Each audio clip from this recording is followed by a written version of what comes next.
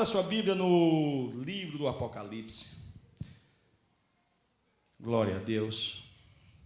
Vamos ler do capítulo 1, do versículo 17 do capítulo 1. Confesso, irmãos, que o livro do Apocalipse é um livro que eu leio, mas me detive poucas vezes no meu ministério. Assim, sempre a gente procura ler mais os Evangelhos, o Antigo Testamento, eu me identifico muito.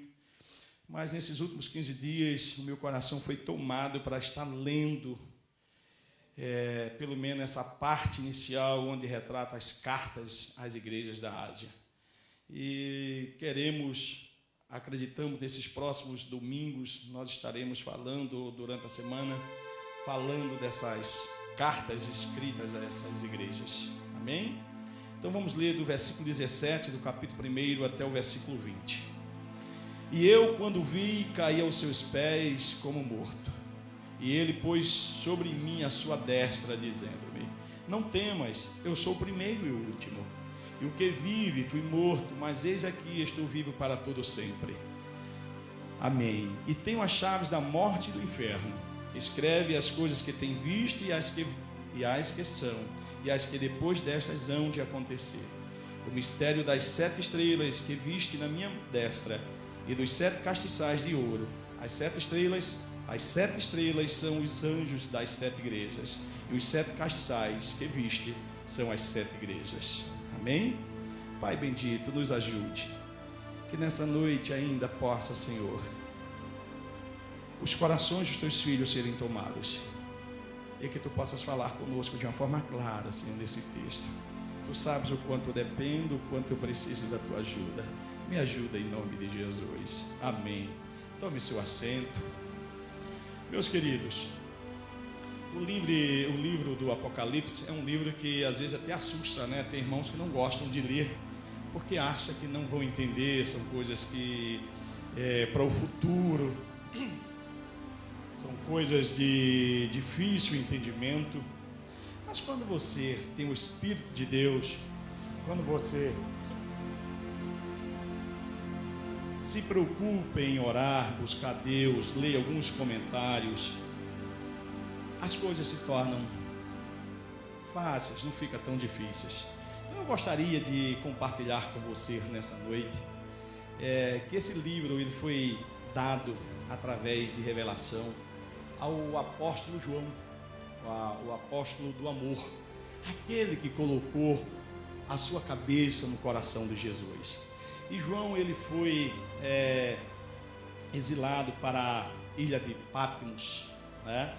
Isso na época que o cristianismo estava sofrendo uma grande perseguição. E segundo a história diz que foi Domiciano que enviou João a esta ilha.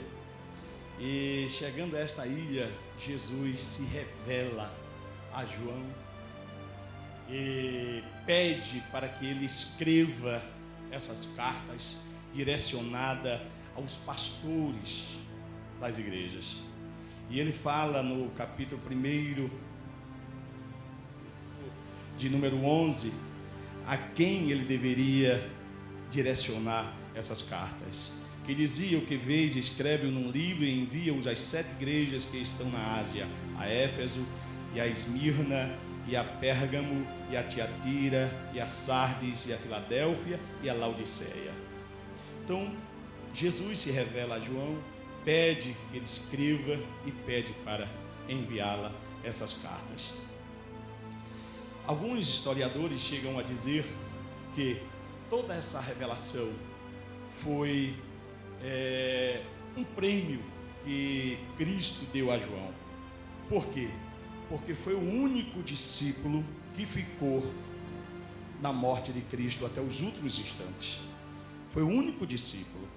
E por ter ficado até o último momento do sofrimento de Cristo, porque naquele momento da crucificação ele estava vendo Jesus crucificado, morto, recebendo uma coroa de espinho, recebendo vinagre para beber.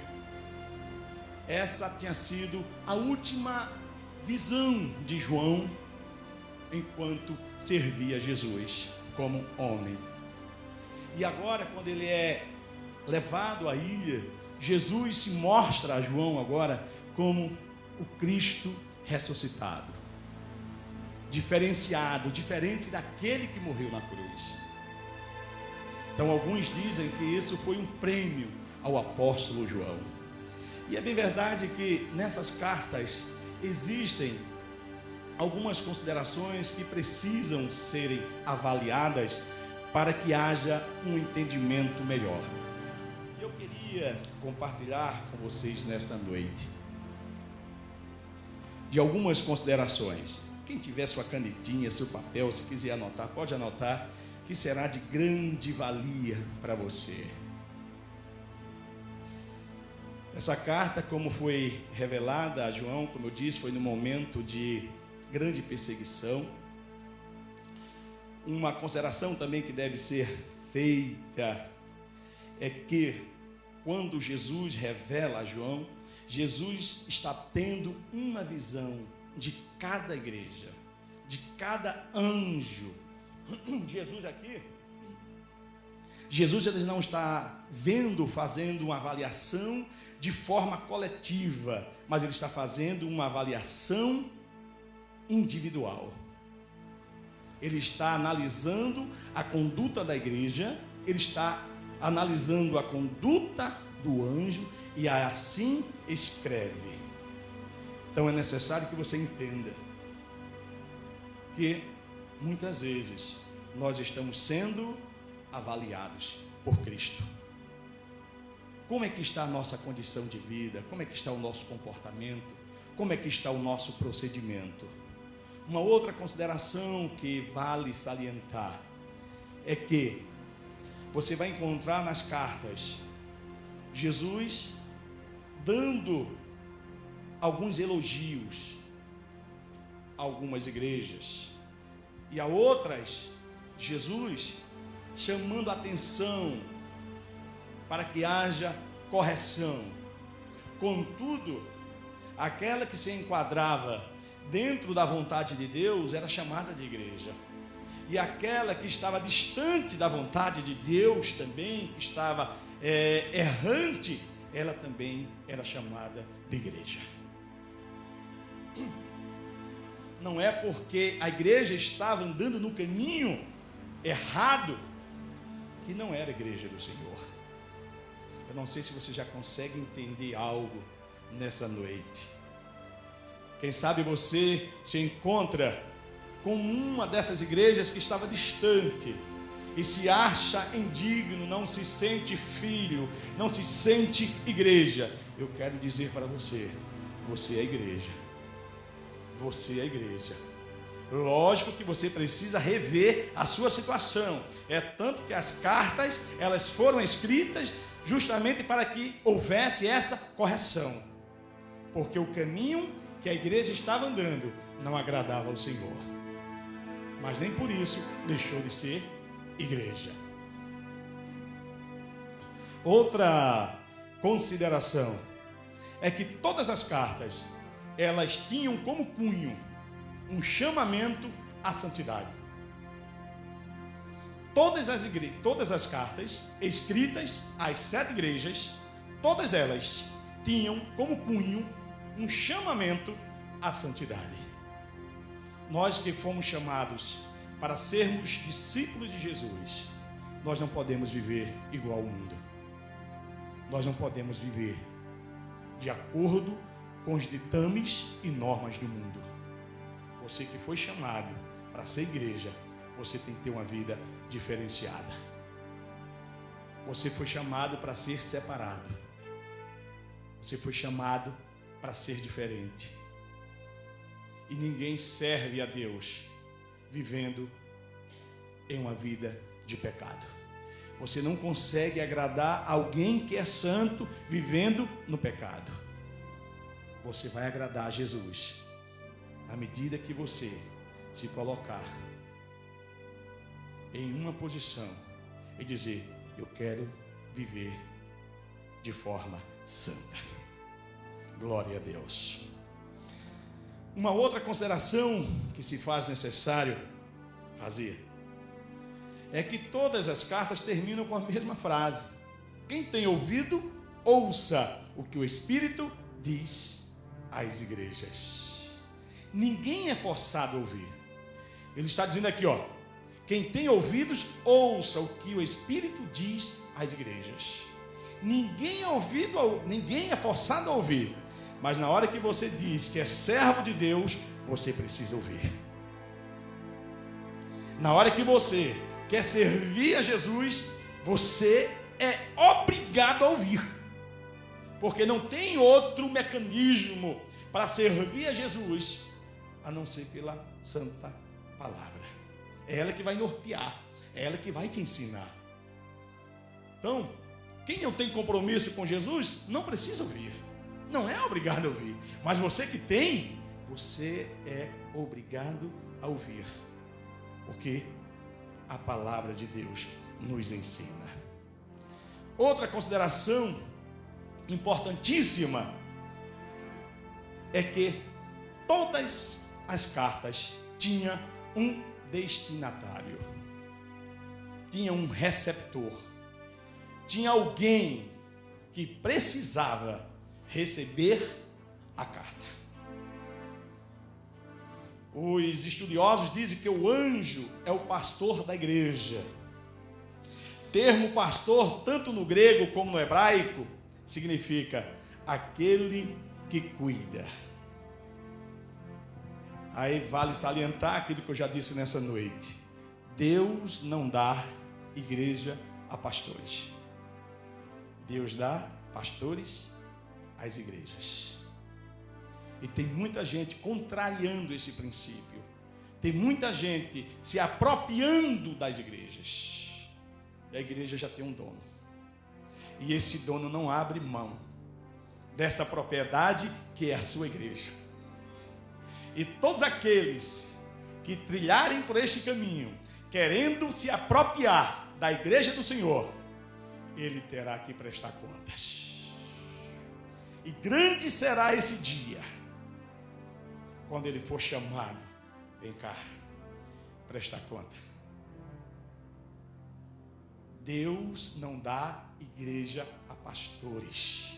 Grave bem isso. Deus dá pastores às igrejas ou à igreja. Glória a Deus.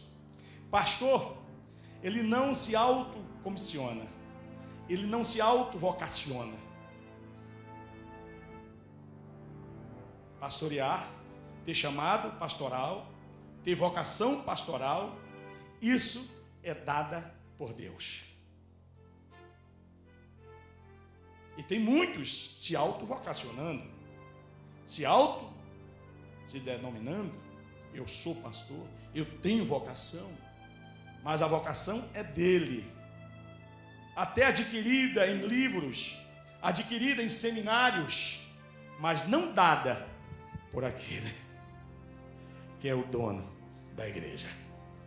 Então, vocação, ela tem que ser direcionada do nosso Deus. Pastor precisa ser chamado. Aí você vai encontrar no livro de Hebreus, ora ninguém, capítulo 5, versículo 4, ora ninguém toma para si esta honra, senão quando é chamado por Deus, como foi Arão. Efésios 4:11, ele deu uns como apóstolos, e outros como profetas, e outros como evangelistas, e outros como pastores e mestres. Atos 20:28, cuidai, pois de vós mesmos e de todo o rebanho sobre o qual o Espírito Santo vos constituiu bispos, para apacentardes a igreja de Deus, que ele adquiriu com seu próprio sangue. É ele que constitui, é ele que vocaciona. Tem pastores que não têm ideia da responsabilidade do que significa pastorear. Tem pastores que ingressam neste ofício com a intenção de se autopromover, de se autossustentar. O pastoreio, a função pastoral, é um trampolim para a sua vida social. E pastorear não é isso. Pastorear é sacrifício. Pastorear é renunciar. Pastorear é amar e não ser amado. Pastorear é compreender e não ser compreendido. Pastorear é você se doar e não ter nada em troca. Pastorear é isso. E hoje o conceito de pastor está sendo diferenciado. O conceito de pastor está tendo um outro nível de avaliação. Eu vou ser pastor de uma grande igreja para ter um carro importado, para morar bem, para ser reconhecido na sociedade. E pastorear não é isso. Pastorear é chorar, é gemer, é interceder.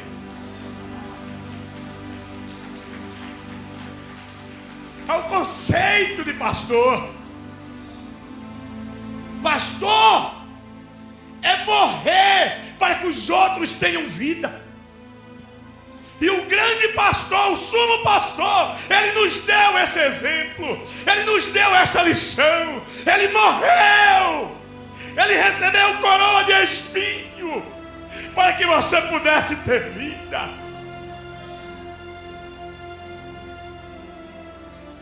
Para que você tivesse acesso ao Pai. Pastor é conduzir o povo a Deus. É fazer com que você tenha uma relação mais próxima, mais íntima com Deus. Esse é o chamado de pastor. Esta é a vocação. Se está no teu coração ser pastor para se autopromover, tu estás com a vocação errada. Tu estás alimentando um sentimento que não está de acordo com o reino.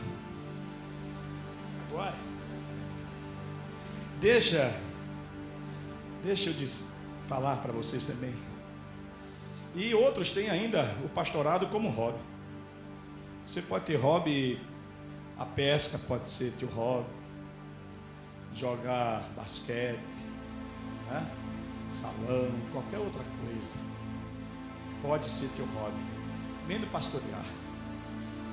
pastorear. Pastorear não é hobby para ninguém, mas para alguns são. Agora, no capítulo 13 do livro aos Hebreus, versículo 17, diz assim: obedecei a vossos guias ou a vossos pastores, em algumas traduções, sendo-lhes submissos, porque velam por vossas almas como quem há de prestar contas delas, para que o façam com alegria e não gemendo, porque isso não vos seria útil.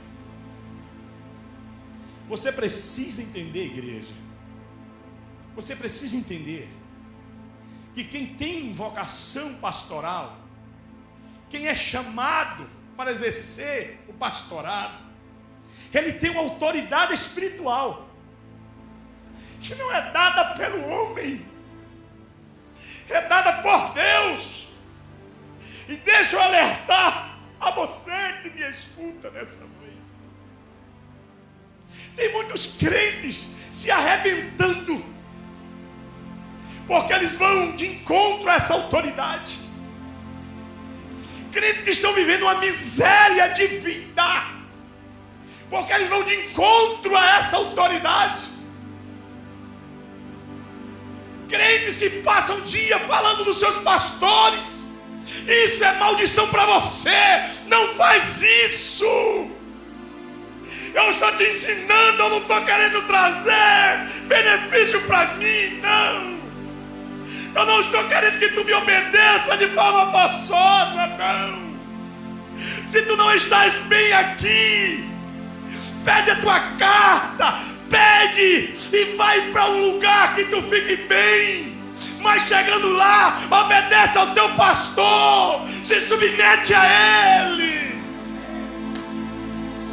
Não se levanta com quem tem autoridade de Deus. Não se levanta.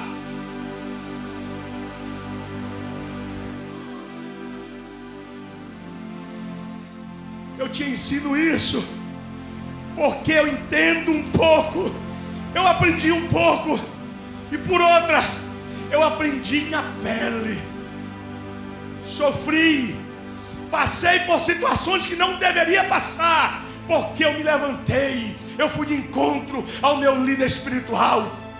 Então eu posso te ensinar pela palavra e pela experiência vivida. Então não sofra sem necessidade.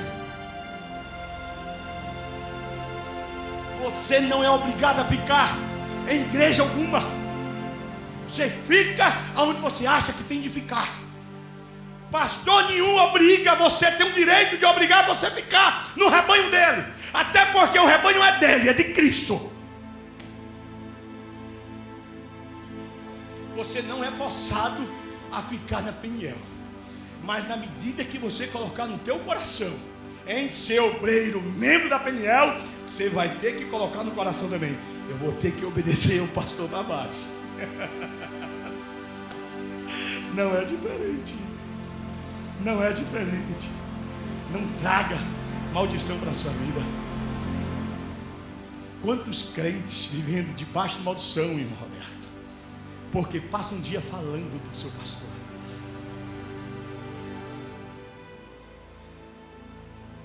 Enquanto o pastor está renunciando, se entregando, chorando, intercedendo, ele está falando do pastor. Ô irmão, faz isso não. Tu vai só se acabar, se arrebentar. Obedece. Obedece.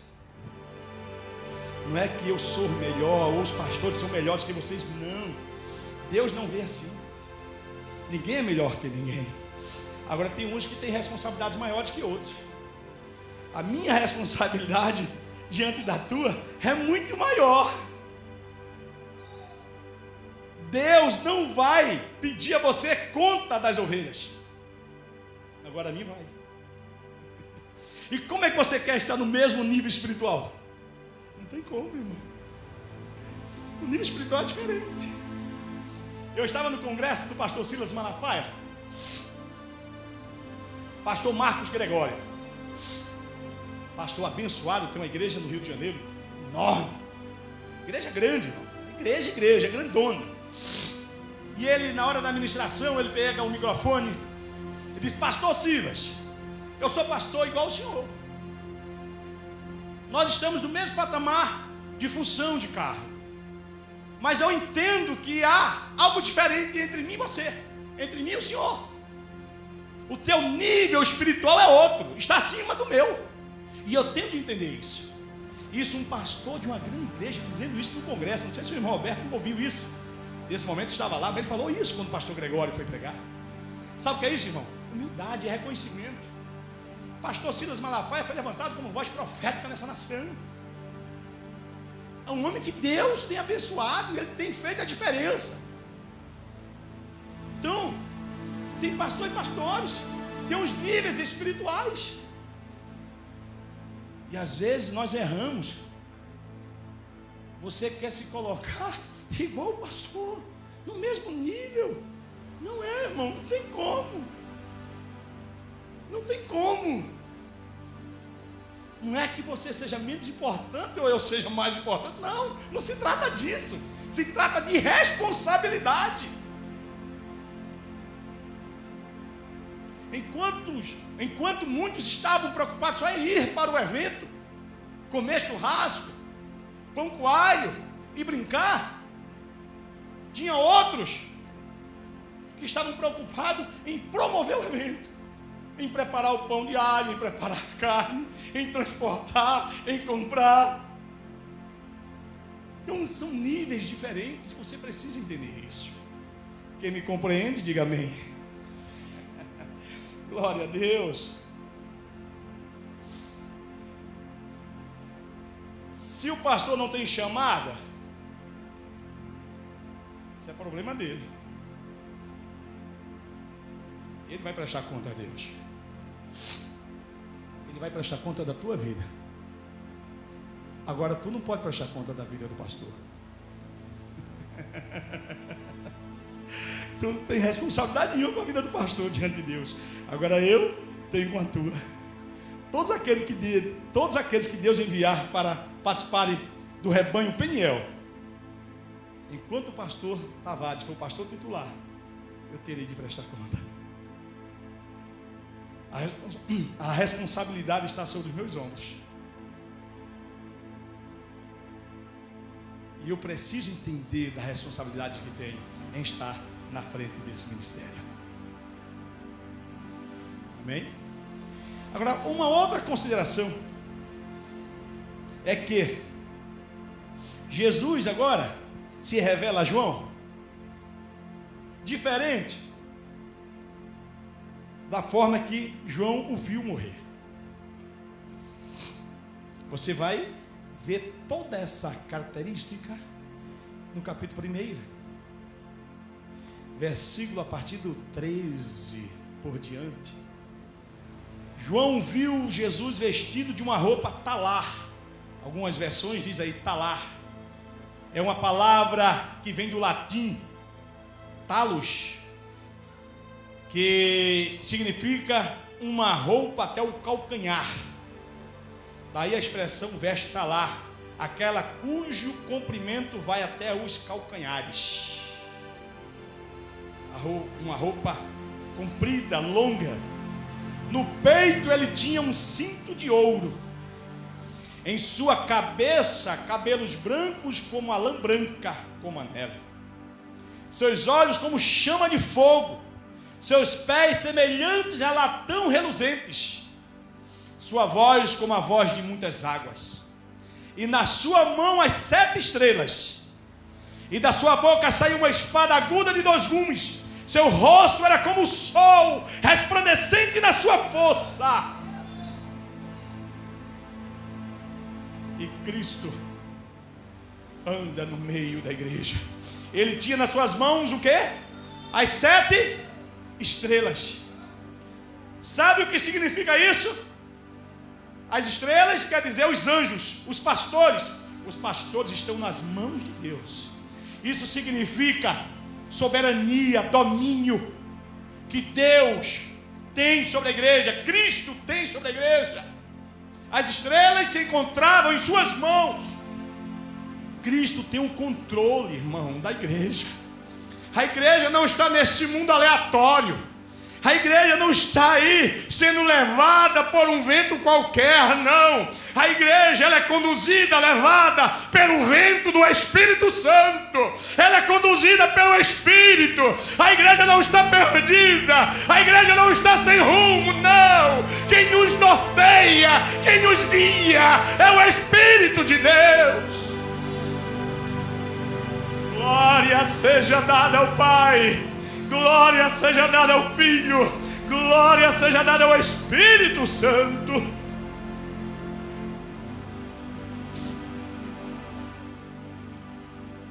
Cristo, ele estava no meio dos castiçais, ele estava no meio da igreja. Cristo está aqui. Cristo está aqui. Cristo está no nosso meio. Amém?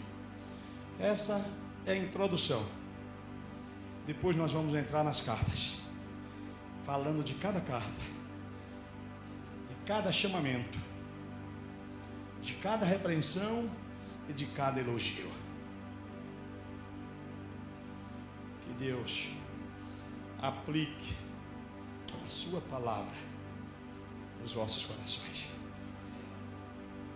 Que você saia. Pode bater para ele, bate.